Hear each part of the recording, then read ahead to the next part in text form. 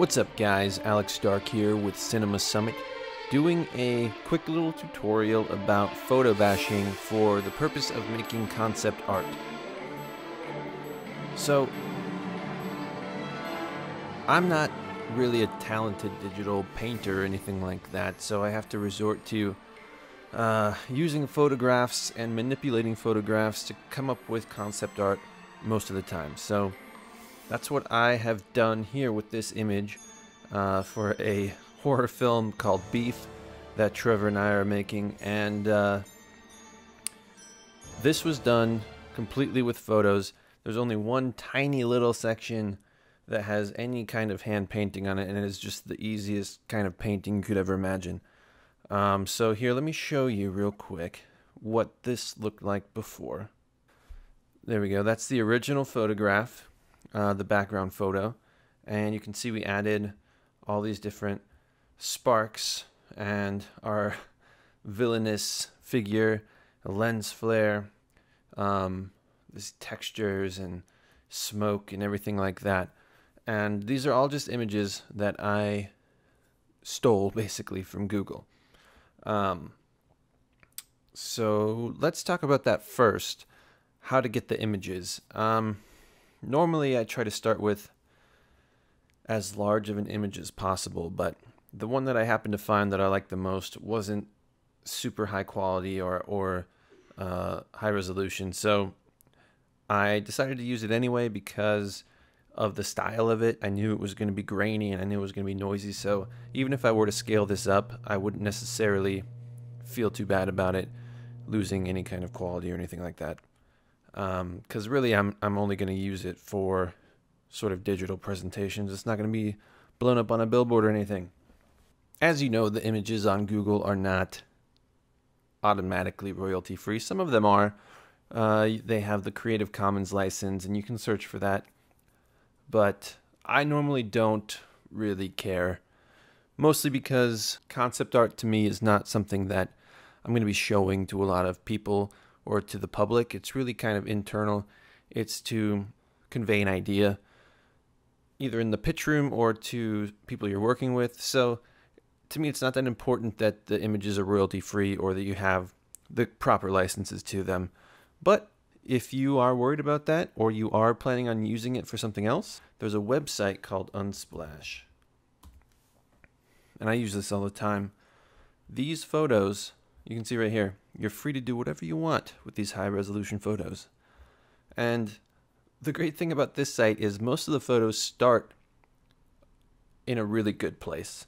They're colored nicely. They're done by, professional photographers or hobbyist photographers, but most of the time they're composed very well, and they just generally look very good. So you're already off to a good start when you start with these photos.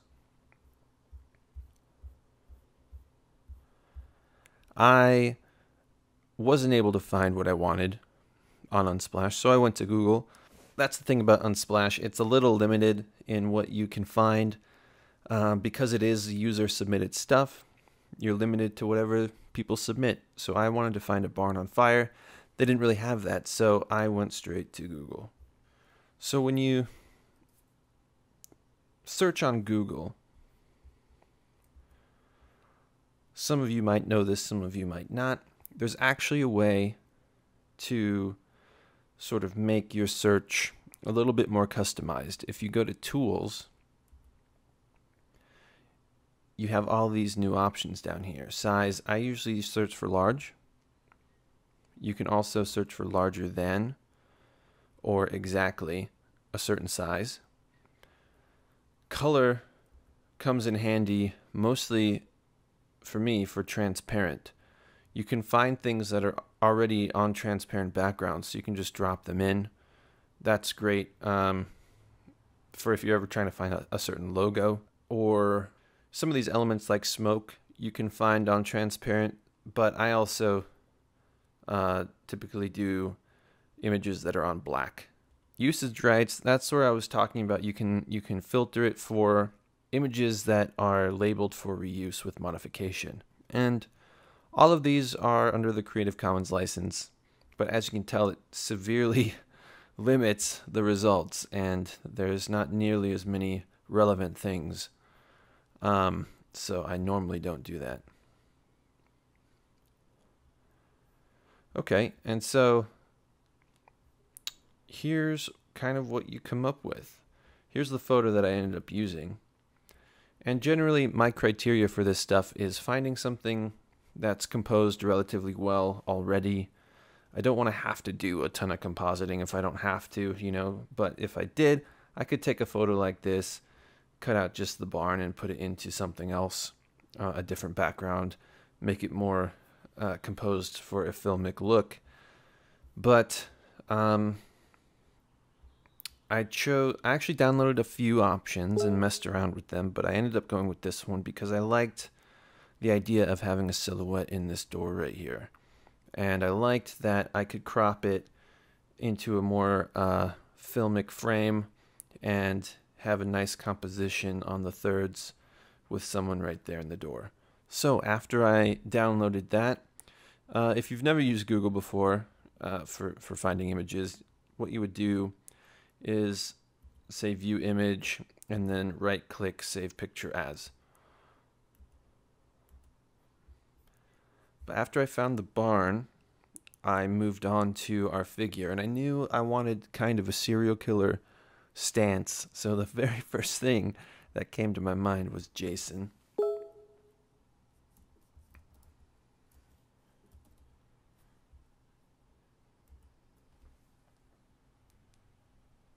So, here's all these great photos of Jason, and obviously you don't want to use these too much because they're very recognizable. Anyone knows Jason, right? So even though, like this image, for example, I could alter it and put a different head on it, but you would still kind of know. It would be familiar, and anyone who is a real Friday the 13th fan would probably actually spot it. So I try to use things to my advantage, but also keep them hidden. So as you can see, this is essentially the same pose. It's just farther back. Oh, here it is. This is the image that I actually used. And you can see I flipped it, scaled it down, painted over top of it with a dark color to make it a silhouette. And you can't really tell. I mean, I could have painted that if I had any kind of digital painting skills. So again, to me, it doesn't really matter that it's Jason. In this scenario, you can't tell. If it was going to be a close-up, sort of this framing, I would probably use something else that's not as recognizable. Or I would take it, maybe an image like this, and paint over top of it. Adjust the look of things, the color of things, the textures, the shapes, and do kind of a more custom painting on top of the reference image. So after that, I need a cow head because our story is about a mutant man cow killer. Yes, named Beef. So in order to get the cow head, I already knew of a mask that I really liked from this awesome company. If you guys haven't heard of these masks, it's a company called Immortal Masks. They're in Hollywood, California. They're really high quality silicone, and they have a lot of different products that are really cool. You should definitely go to this website and look at them if you have the chance or are interested in horror stuff. I mean, a lot of this stuff is so high quality. I feel like you could, spend a little bit of money, $600, and get a lot of production value for your short or your feature or whatever you're making, your web series. I mean, can you imagine? Awesome. Little crazy arachnid monster guy. So anyway, I had come across this a while ago while I was thinking about this project. They have this great Minotaur mask. I just love this. Look at the spotted one. It's just so creepy, right? So this is the photo I ended up taking and using in my concept art. So I just right-clicked, save as, and saved it to my folder. Now, if we go back to our project, the only other things that we're missing are these kind of extra elements. The sparks, the smoke, and the lens flare. And I found those the same exact way. I Google searched lens flares, smoke, and sparks, found the images that I wanted, and here you can see I went with pictures that are on black so I could use a transfer mode or a blending mode to place it on top of the image and have some transparency. I also found these noise textures. If you search in Google for noise textures, you'll come up with all sorts of cool stuff. I found this one, dirty plastic noise texture, and this one, which is a film grain, a 35mm film grain, which is kind of something that I do often. It's a little bit of a cheating method, but sometimes when you're using a bunch of images and they're all different sizes, like that cow head for instance, if I pasted that onto here, it would be huge. When I scale it down, it still has that high level of detail and resolution. And so adding some noise on top of it and doing, making some adjustments, blurs and things like that can really help blend it into the image a little bit better so it doesn't stick out as being a lot higher resolution than the things around it. That's kind of a dead giveaway for a photo composite. So when I first started this image, the first thing I did was just drag this background in. And I always duplicate the background and hide the bottom. The reason I do that is mostly just in case I ever need to go back to the original. If I accidentally paint on this or erase something, I'll always have the original down below. And then I cropped it to kind of a more 16:9-ish frame. I didn't do any kind of math or attempt to make it actually 16:9. I just did it by eye. Again, because it's not really for anything in particular. If I was doing this for a real concept art project that I needed, I would probably start with a 16:9, 1920x1080 canvas. I would drag all this stuff into it and size it appropriately.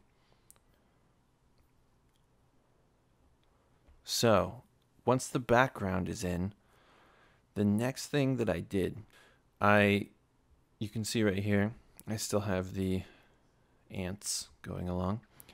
I just use the pen tool. And I'm doing this on a laptop, by the way, guys. You don't need any kind of special stuff. You don't need a drawing tablet or even really a mouse. I'm doing it on my trackpad. I've been doing it that way for a while because I'm not fancy.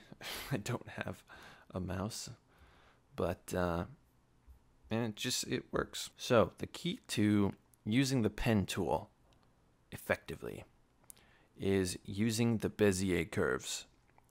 And what I mean by that is when you make a point and then make a line, if you continue to press down and move the mouse, you see it starts to bend.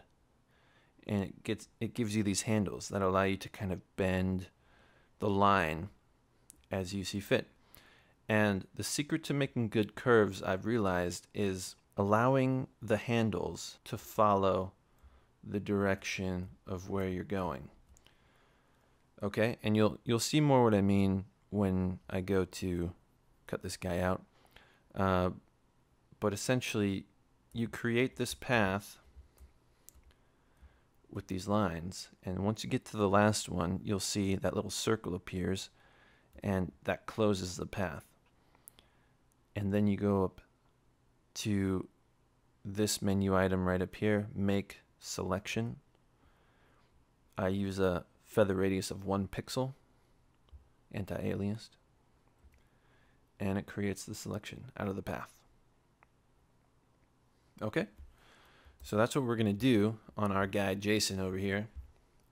And you can see also, he doesn't have any feet. They're kind of in shadow, so I'm just going to make it up, and we'll see how it goes. The feet are actually what I ended up painting by hand a little bit in the original image. So here's what we're going to do. I'm going to start down here. I like to zoom in quite a bit, even though it's pixelated. I like to get right up on the edge. And here's what I mean. Even if it's a straight-ish line, I still use the Bezier curve handles, and I kind of bend it. And you can see I'm going in the same direction as the next continuing line. If I were to go this way, the path itself is off, but also the line that it's going to make if I try to go up here. You see how it curves around? And, you know, it could work, but if you get too drastic, it will really mess you up. I'll show you what I mean right now. If I were to go like that, a really drastic curve, the Bezier is pointing this way, to the right. If I now try to go to the left, you see I get a curve like that. So it doesn't, it's trying to continue in the direction of the Bezier handle. And that's what I mean. The only way to get around that, really, is to Alt-click on the line. And what that will do is get rid of the Bezier on one side. So you have the handle over here still that adjusts this part of the curve. And now if I create another one, you see it comes straight out. So the Alt-click on the point is what allows you to kind of make a dead stop in your path and start over again. So here we go. And you can see I'm not being super precise about this. It doesn't really matter to me too much, because I know that it's going to be pretty small. It's going to be a silhouette.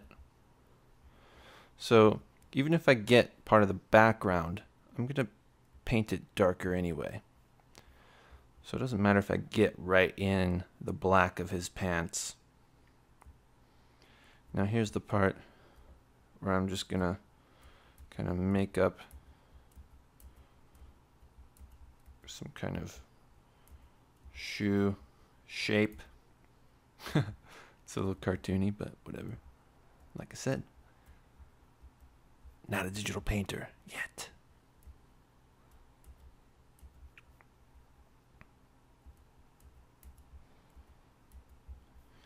And I'm just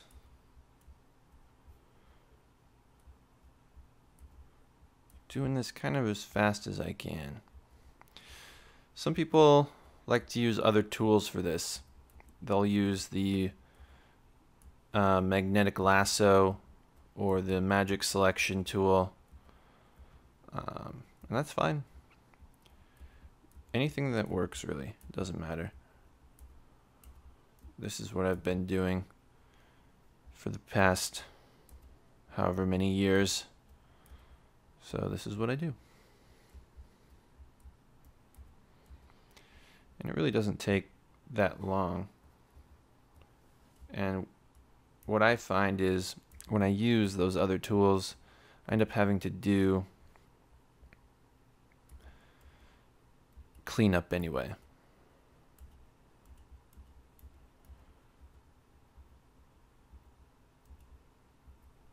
But with the pen tool, you can get pretty detailed if you take more time than I am right now. You can tell I'm doing a mixture of pulling the Bezier out and not. Sometimes I do it and sometimes I don't. I just kind of go with the flow.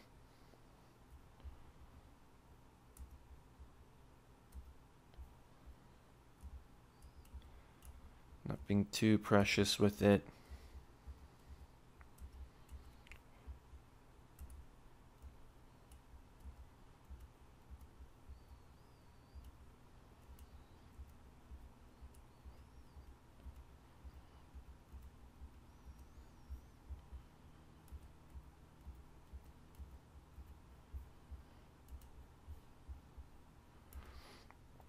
And again, making up some kind of foot shape. I don't really care. It's a funny foot. Okay, so now I've closed the path. It's going all the way around. Oh, and you're probably like, oh God, you didn't get his head. Well, I'm going to put the cow head on top of it, so I know that I don't want this anyway. I did keep some of the neck just in case that shows underneath. And now you can make it a selection. 1 pixel, anti-aliased, okay. And now I use Control C.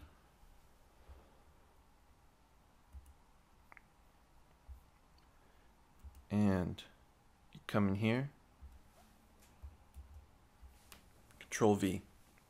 Control C is cut, Control V is paste. Those are hotkeys that I use all the time. Now that it's in here, you can kind of adjust, you know. What I actually ended up doing was seeing if I actually did want him in that doorway or if I wanted him to be more in the foreground, closer to us, to try to make it seem a little more menacing, like he's right by us. But I ended up really liking him down by the door. So Control T is the transform hotkey that allows you to size him down. I hold Shift to keep the proportions the same. And place him right where you want him. All right. Then I did the same thing with the mask, and you can see I already have it as a selection here, but I just use the same techniques with the pen tool to follow all the way around, create the path, and then make it a selection. And so if you hit Control C, I'm going to make a new layer, Control V. That's what it looks like, and that's what I'm talking about. This image of the cow head is much more high resolution than the background, so when I scale it down, you can notice the detail and the resolution, and it's a dead giveaway for a photo composite in my mind. So I just kind of am placing that for now. You can resize it later. But that's essentially how I got to that point. Now, here's a fun fact. I want to paint on top of these to get them to be black for a silhouette. So instead of going in really close, zooming in, and with a paintbrush trying to get right up in there, I'm going to use a little trick. I'm going to control click on the actual layer window down here in the layer panel. And by doing that, when you hit control and you're hovered over it, you can see a little selection square appears right next to your hand. See that? So I'm holding control and I click, and it brings up the selection of that item. Really cool. So now if I were to go paint, I can just pull a color, paint on top,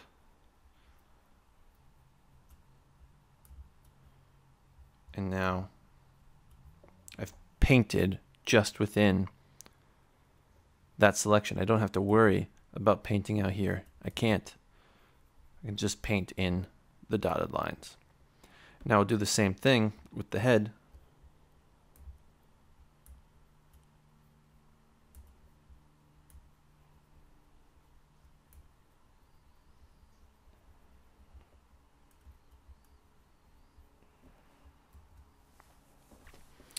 And there's a silhouette. Hot lava. We've done it. So that's how I got my creepy silhouette happening right there. The next thing I did, under these layers, I'm going to make a new layer for some paint. I'm going to make the opacity pretty low, 34, and make the flow pretty low. What I'm going to do is come in here and just quickly paint out a shadow.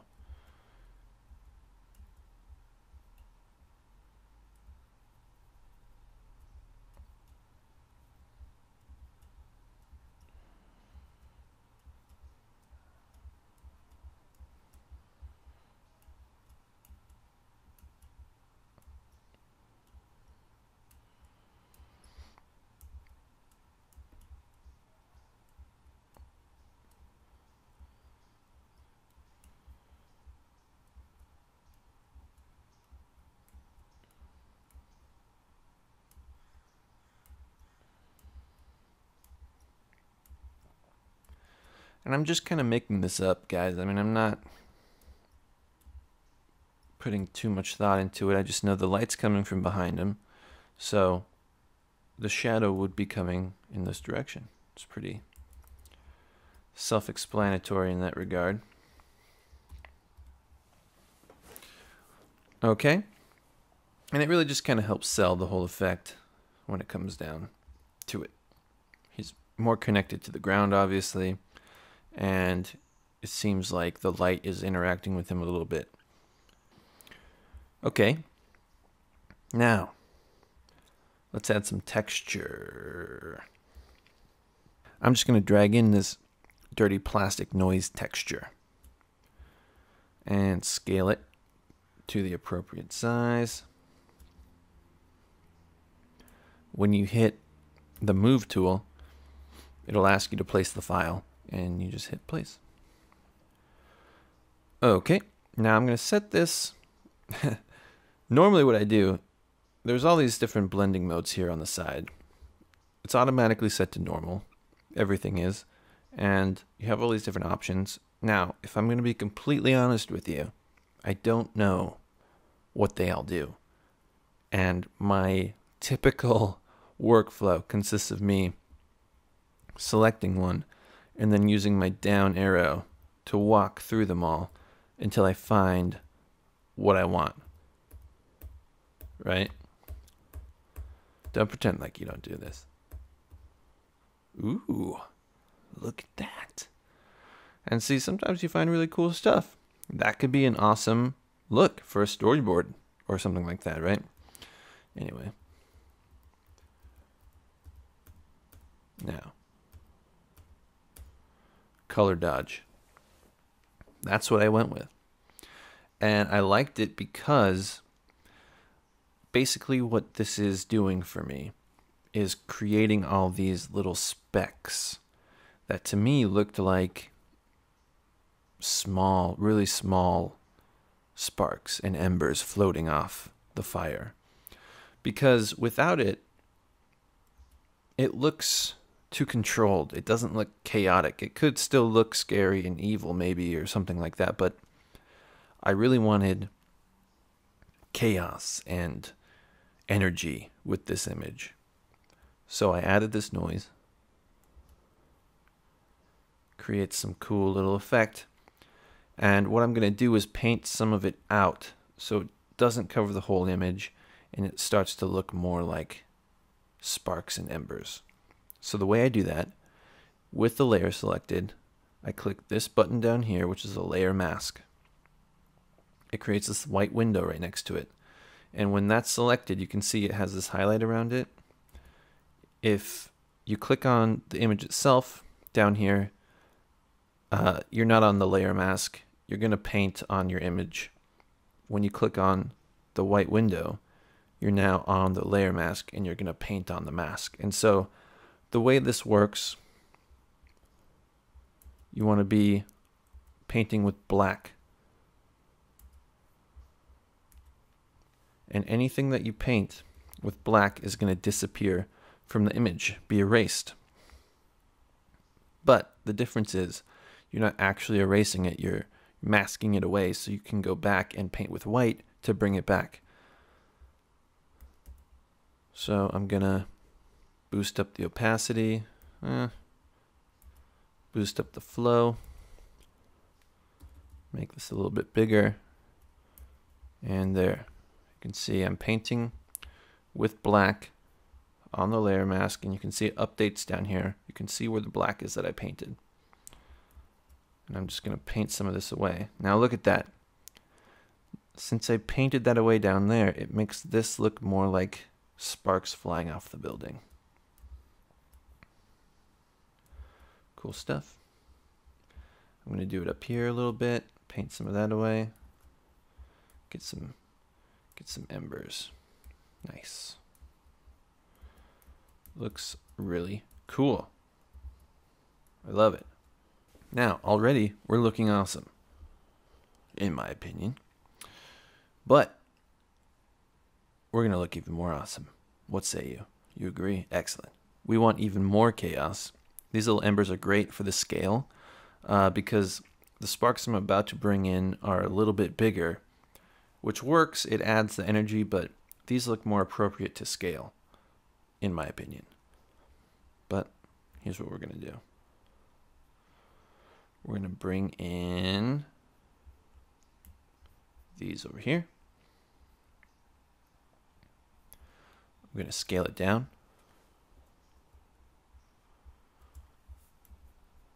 I'm going to put this over here, just like it's coming off the frame a little bit, coming towards us, implying that there's more fire over here somewhere. Okay? And again, going back to these, which one looks the best? Lighten, screen, color dodge, linear dodge, lighter color. All good options. I'm gonna go with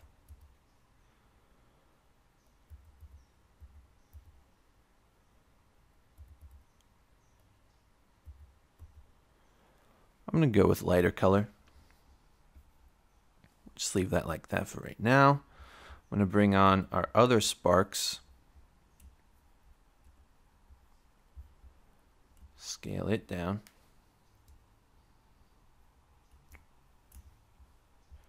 I'm going to have it look like it's coming out of the door itself.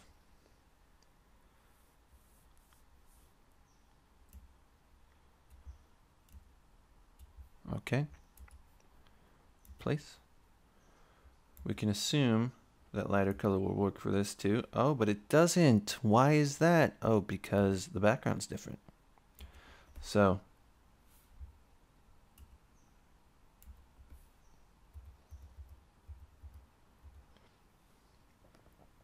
this time it looks like linear dodge is the appropriate choice.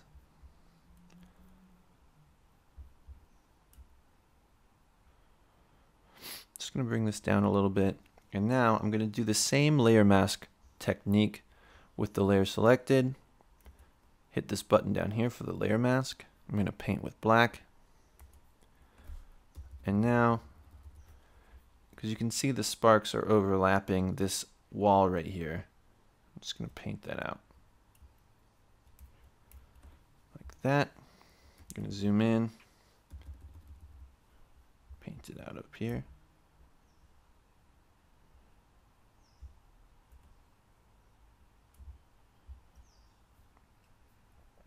Actually, bring it over a little bit more, like that. So now I'll go back to the layer mask and repaint this out. And having this overlap really kind of helps sell the effect, in my opinion. It feels more part of the image, like it's really there.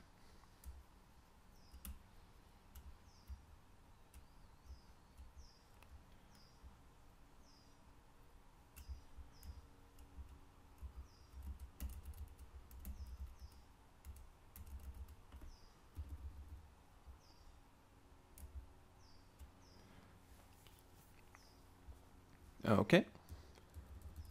And I'll paint out some down here just to feather the edge a little bit. And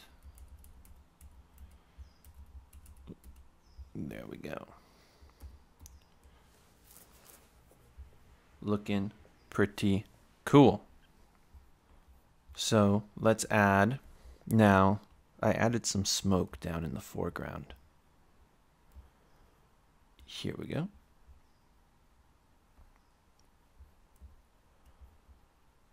And I flipped it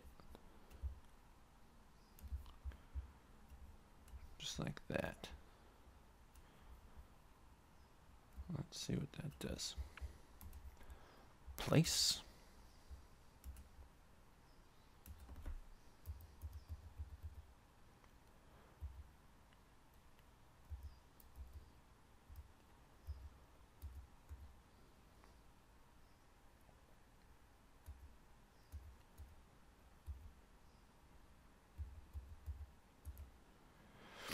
I'm going to go with linear dodge on this one.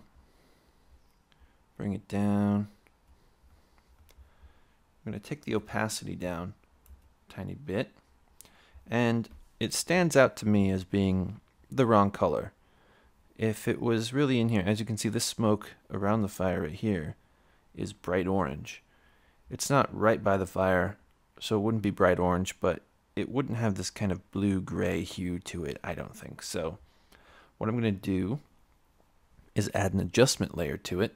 And the way you do that is come down here to the bottom of the layer panel. This little circle is the adjustment layer option. I'm going to do a curves adjustment, and that'll make a curves layer right above it. But if you were to just do the curves right now, it's going to adjust the whole image, as you can see. We don't want that. So in order to just adjust the layer below it, you hit Alt, and as you bring your mouse down to the edge between the two layers, you get this arrow. And what that does, when you click, you'll see it is only affecting the layer right below it. So now, if I adjust, you can see it's only affecting the smoke.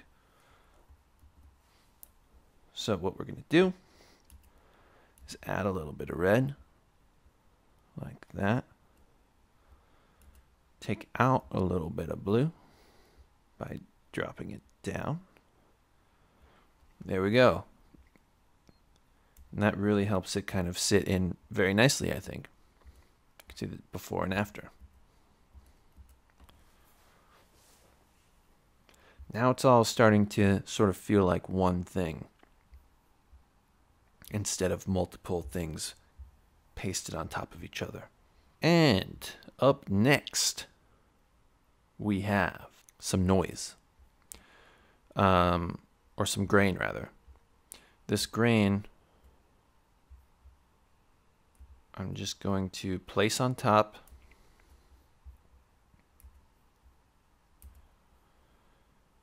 And normally you would do something like overlay for grain, and you can barely see it, but in the smoke, if you look, or even in the black of his body, you can see it better. That's what the noise does. See that right there? It just helps it all feel a little bit more uniform. I feel like our head needs a little bit more paint on it. It's starting to not look as silhouetted as I would like, so I'm going to go back, control click on it, paint. I'm going to hit Alt to bring up our eyedropper. I'm going to select this color, and I'm just going to paint right on top.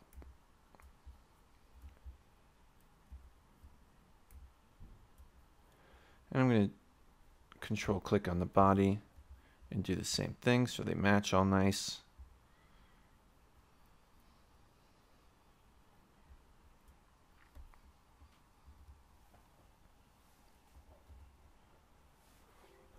All right, cool stuff. So with the grain, I opted to go with multiply this time.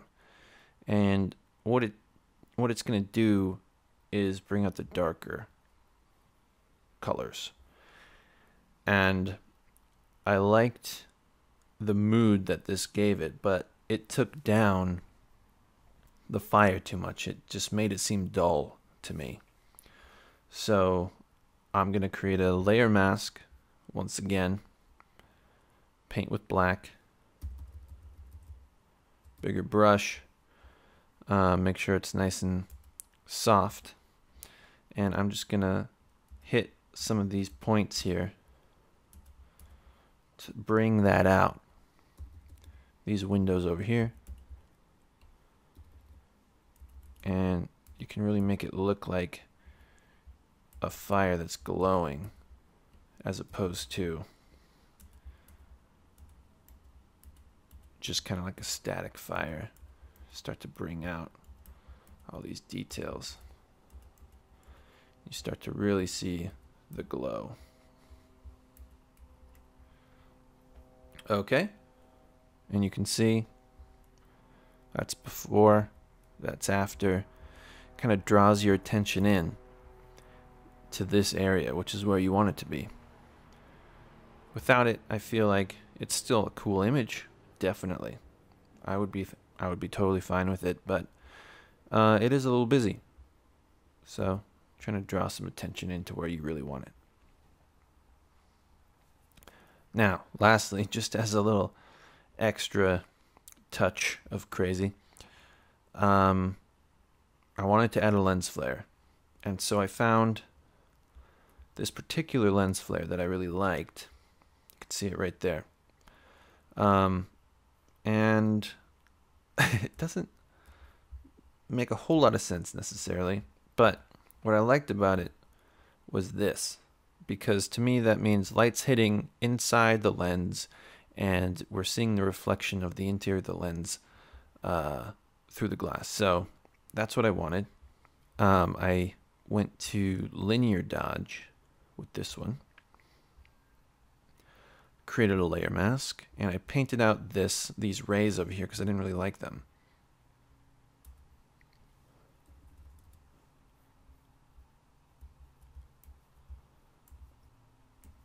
And you can see it's also kind of hazing the image a little bit. So I actually painted most of it out, except for this side. And I'm just going to lower the opacity a tiny bit. There. And to me, I don't know, it just made it seem a little bit more like we're actually looking at a still from a film, because we're seeing the lens flare, we have these physical elements. It all kind of blends together to make it look like a still from maybe like a 1970s or 80s horror film, and that's kind of what I was going for. So that's really it.